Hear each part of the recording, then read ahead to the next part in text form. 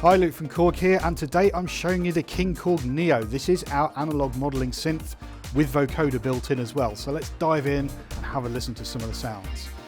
So it's dead easy to select your sounds from these categories here. I can just press any of these and then I'm straight into those categories. So say for instance I wanted to go into the bass category, I'm straight in and then I can use this knob to select my basses.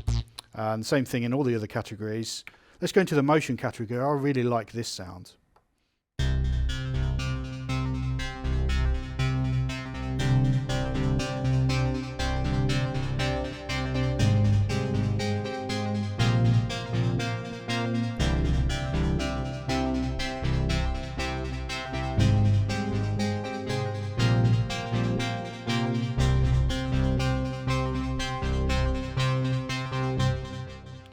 You can also use these buttons as favourites. So these two modes here toggle between the two basically.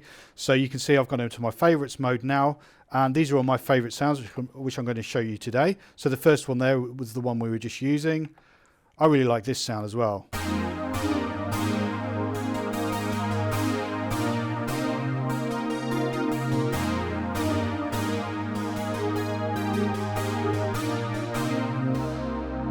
You can also use the buttons here to go up and down octaves.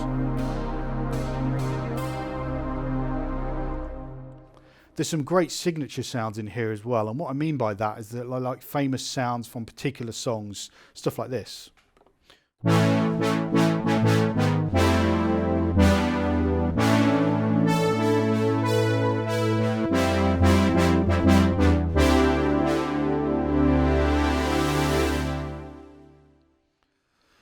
Every time you select a sound, these screens change as well because we've got dedicated screens for the oscillator section and the filter section. So what the oscillator section tells you is what sound effectively is on each oscillator, 1, 2 and 3. So which waveform you're using, and then you can go in and change those with this dial.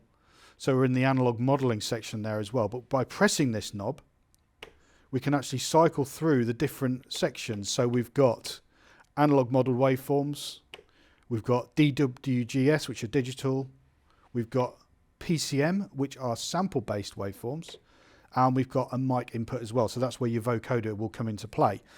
So what's great about having the PCM waveforms is it means we can recreate some of our classic Korg sounds, like the M1 organ for example.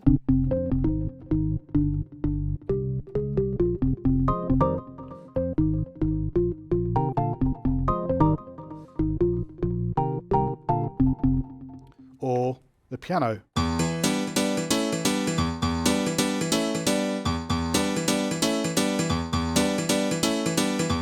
To get that classic dance piano, and that sound traditionally would be very difficult to get on an analog modelled synth. So by having these sample based sounds in here as well, it just widens your scope for creativity.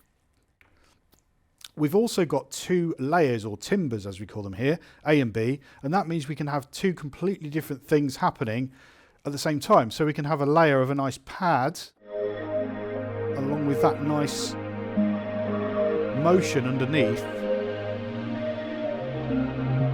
and that's the LFO here helping us add that motion.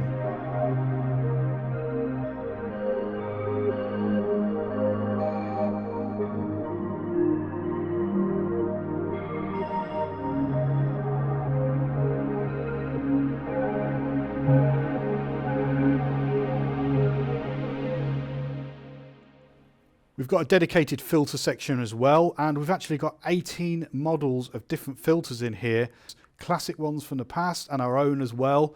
So we can recreate sounds like this.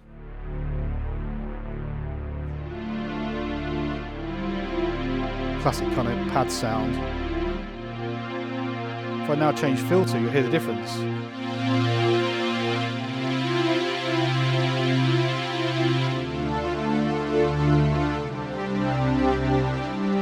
So you can see we've got our own MS-20 model in there as well.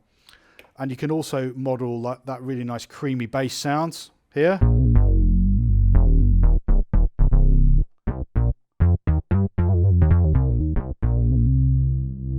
And of course you have your own dedicated cut-off knob there and resonance.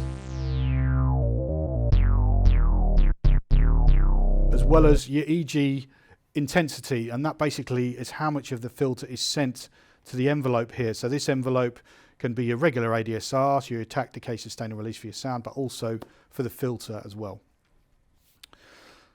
Other filters we've modelled, the classic acid bass filter.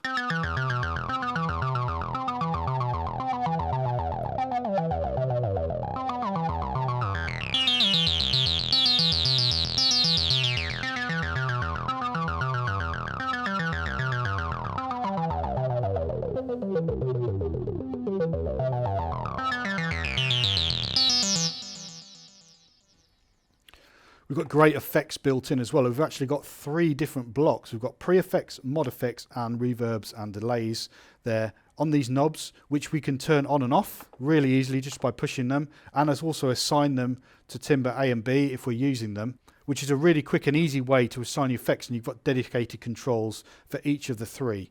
So for instance, we've got a sound like this one here. So we've already got some distortion on there. And we can adjust the amount of drive. We can turn it off. Let's bring in some mod effects just by pressing the knob there. So we've got some nice rotary effects on there as well. Or maybe some chorus.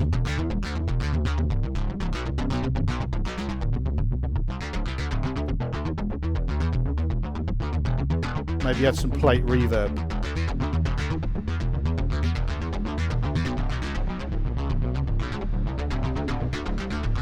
We've also got delays as well, so if we use this nice mod delay, it gives us this sort of effect. We can adjust the note value, so we can have some nice tempo sync delay. And this is the depth.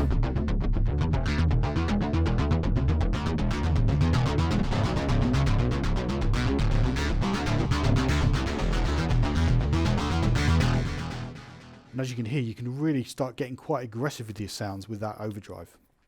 We've also got our pitch bend mod wheel here, which I've been using a little bit already, and that allows us to shape our sound. Because it's an XY joystick, we can use it for things like pitch,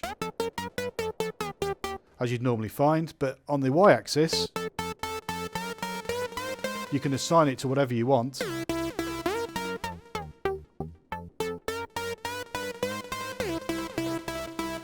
To really kind of open up the sound and really change it to how you want. It's completely assignable. You've got an arpeggiator built in it as well. That's under this button here. So we can just turn it on and off.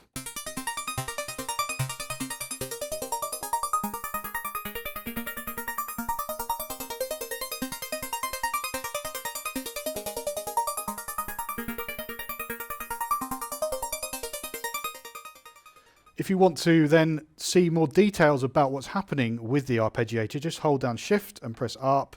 It will show you the tempo. It will show you whether it's latched. So let's latch that now. So what that means is that when I play, it continues to play even if I take my hands off. You can assign it to timbre A or B. You can change the direction of it. You can also change the gate time. So that's how long each note plays.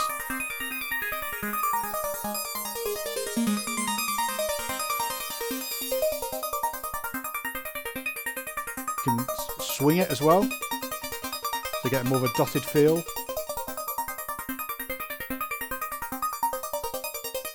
You can change the range.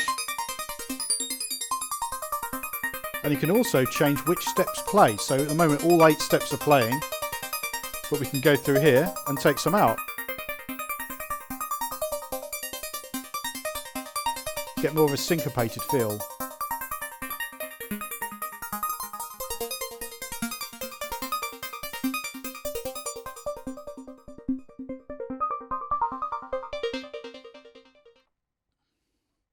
Another mode you can put it in is called trigger mode, and that allows you to play in a slightly different way. You can play a chord and that will just repeat that chord, but it works particularly well, especially when you're using delays like this.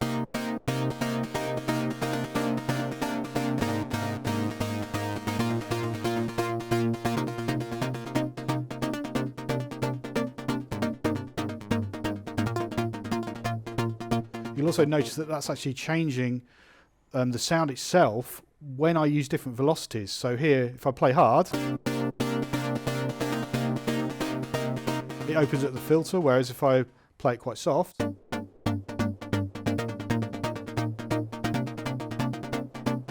softens up the sound. So it gives you a really nice dynamic sound to be able to perform with. Because we've got our two timbres as well, we can actually layer two sounds together, as we heard before, but one of those could be arpeggiated and maybe the other isn't. So you get some fabulous effects like this.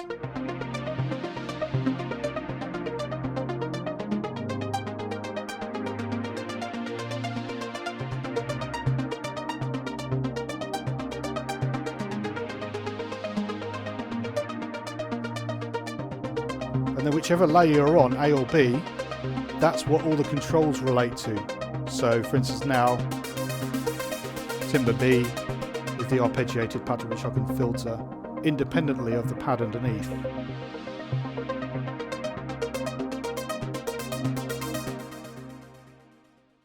So as I said in the intro, this is not just a synthesizer, it's also a vocoder, and luckily you get a nice gooseneck mic included as well. So let's get that plugged in. Okay, so to use the vocoder, you need to first of all select a sound that's relevant for a vocoder sound and set up ready. So you go into the sound effects / vocal category, and in there's lots of great presets for the vocoder, and of course you can make your own sounds as well with the vocoder. This one's called Mr. Vocoder. You've got some other great vocoder sounds in there as well, like this one for instance. This is called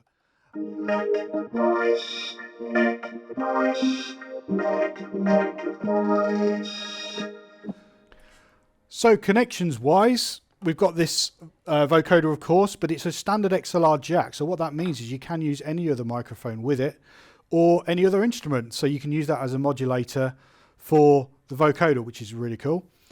Other connections on the back, you've got your power of course, you've got the audio left and right jacks which we're using today to get out to our sound system. You've got a pedal connected which I've been using today as a damper pedal, but you've got a second pedal input as well. So you can connect to an assignable pedal, that could be a volume pedal or a switch. You've also got regular MIDI, so you can connect to any other MIDI device out there, module, keyboard, whatever it is. And you've got USB, so you can connect to a DAW for example in your computer if you want to do some recording. So there we go, that's the KingKORG NEO, our amazing analog modelling synth with a vocoder built in. Go check it out.